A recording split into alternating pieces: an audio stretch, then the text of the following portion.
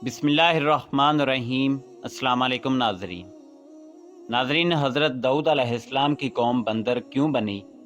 उन्होंने अल्लाह रब्बुल इज़्ज़त के कौन से हुक्म की नाफरमानी की थी?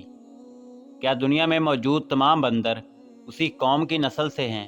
यही हमारी आज की वीडियो का मौजू होगा।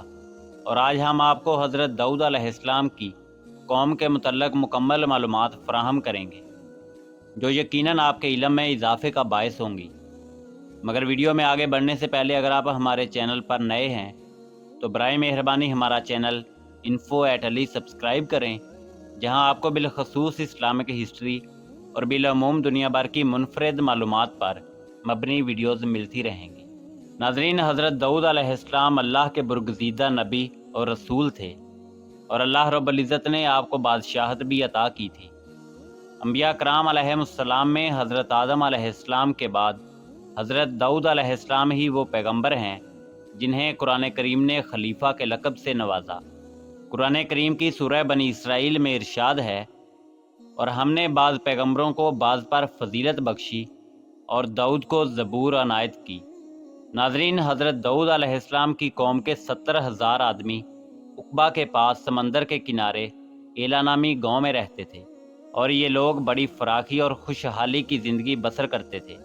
अल्लाह रब्बुल इज़्ज़त ने उन्हें बेशुमार नेमतों से नवाज रखा था और ये लोग खुदा की इबादत से गाफिल हो गए। नाज़रीन, अल्लाह रब्बुल इज़्ज़त ने उन लोगों का इस तरह इम्तिहान लिया कि हफ्ते के दिन का अदब उन पर लाजिम करार दिया, और इस दिन मछली का शिकार उन लोगों पर हराम फरमा दिया, और हफ्ते के बाकी दिनों में शिकार हलाल था। मगर इस तरह उन लोगों को आजमाइश में मुब्तला फरमा दिया कि हफ्ते के दिन बेशुमार मछलियाँ आती थीं और दूसरे दिनों में कम आती थीं।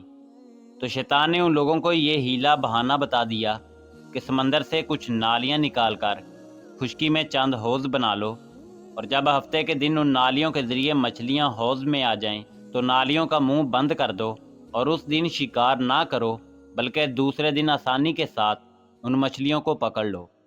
नाज़रीन, उन लोगों को ये शैतानी हीलाबाजी पसंद आ गई, और उन लोगों ने ये नहीं सोचा कि जब मछलियाँ नालियों और हौज़ों में मुक़य्यद हो गई तो यही उनका शिकार हो गया। तो हफ्ते ही के दिन शिकार करना पाया गया, जो उन लोगों के लिए हराम था। इस मौका पर उन यहूदियों के 3 गिरोह हो गए। नाज़रीन, कुछ लोग ऐसे थे जो शिकार के इस शैतानी हीला से मना करते थे और नाराज़ व बेजार होकर शिकार से बाज रहे, जबकि दूसरे गिरोह के लोग इस काम को दिल से तो बुरा जानकर खामोश थे, मगर दूसरों को मना नहीं करते थे, बल्कि मना करने वालों को ये कहते थे कि तुम लोग ऐसी कौम को क्यों नसीहत करते हो जिन्हें अल्लाह रब्बुल इज़्ज़त हलाक करने वाला या सख्त सज़ा देने वाला है। जबकि तीसरा गिरोह वो सरकशो नाफरमान लोग थे जिन्होंने हुक्म खुदाबंदी की एलानिया मुखालफत की और शैतान की हिलाबाजी को मानकर हफ्ते के दिन शिकार कर लिया और उन मछलियों को खाया और बेचा भी। नाज़रीन, जब नाफरमानों ने मना करने के बावजूद शिकार कर लिया तो मना करने वाली जमात ने कहा कि अब हम इन मासियतकारों से कोई मेल मिलाप नहीं रखेंगे। चनाचे उन लोगों ने गांव को तकसीम करके दरमियान में एक दीवार बना ली और आमदरफ्त का एक अलग दरवाज़ा भी बना लिया। हज़रत दाऊद अला नबीना अलैहिस्सलाम ने गज़बनाक होकर शिकार करने वालों पर लानत फरमा दी। उसका असर ये हुआ कि एक दिन खताकारों में से कोई भी बाहर नहीं निकला, तो उन्हें देखने के लिए कुछ लोग दीवार पर चढ़ गए, तो क्या देखा कि वो सब के सब बंदरों की सूरत में मस्क हो गए हैं। अब लोग उन मुजरमों का दरवाज़ा खोलकर अंदर दाखिल हुए तो वो बंदर अपने रिश्तेदारों को पहचानते थे और उनके पास आकर उनके कपड़ों को सूंघते थे और ज़ारो कितार रोते थे, मगर लोग उन बंदर बन जाने वालों को नहीं पहचानते थे। उन बंदर बन जाने वालों की तादाद तारीख़ में 12,000 लिखी हुई है। ये सब 3 दिन तक ज़िंदा रहे और इस दरमियान कुछ भी खा पी ना सके, बल्कि यूं ही भूखे प्यासे सब के सब हलाक हो गए। शिकार से मना करने वाला गिरोह हलाकत से सलामत रहा, और सही कौल ये है कि दिल से बुरा जानकर खामोश रहने वालों को भी अल्लाह रब्बुल इज़्ज़त ने हलाकत से बचा लिया। नाज़रीन, सूरह बकरा की आयत नंबर 65 में अल्लाह रब्बुल इज़्ज़त का इरशाद है, और बेशक ज़रूर तुम्हें मालूम है कि वो जिन्होंने हफ्ता में सरकशी की तो हमने उनसे फरमाया کہ ہو جاؤ بندر دتکارے ہوئے۔ ناظرین، یہ مفصل واقعہ سورہ الاعراف میں موجود ہے، جسے معلوم ہوتا ہے کہ شیطانی ہلا بازیوں میں پڑھ کر اللہ جل شانہ کے احکامات کی نافرمانیوں کا انجام کتنا برا اور کس قدر خطرناک ہوتا ہے، اور خدا کے نبی جن بد نصیبوں پر لعنت فرما دیں وہ کیسے ہولناک عذاب الہی میں گرفتار ہو کر دنیا سے نیست و نابود ہو کر عذاب نار میں گرفتار ہو جاتے ہیں اور دونوں جہاں میں ذلیل و خوار ہو جاتے ہیں۔ ناظرین، اصحاب ایلہ کے اس دل دہلا دینے والے واقعہ میں ہر مسلمان کے لیے بڑی عبرتوں اور نصیحتوں کا سامان ہے۔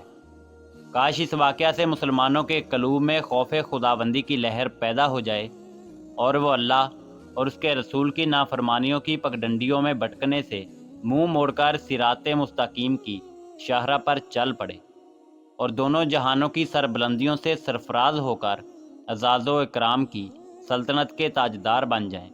ناظرین، اب ایک انتہائی اہم سوال یہ ہے جو اکثر لوگوں کے ذہن میں ہوتا ہے کہ کیا اس وقت دنیا میں موجود تمام بندر اسی قوم کی نسل سے ہیں؟ تو اس کا جواب یہ ہے کہ حضرت عبداللہ بن مسعود رضی اللہ تعالیٰ عنہ سے صحیح مسلم میں منقول ہے کہ بعض لوگوں نے اپنے زمانے کے بندروں اور خنزیروں کے بارے میں حضور سرور کونین امام الانبیاء جناب محمد رسول اللہ صلی اللہ علیہ وآلہ وسلم سے دریافت کیا کہ کیا یہ وہی مسخ شدہ شکلوں والے یہودی ہیں؟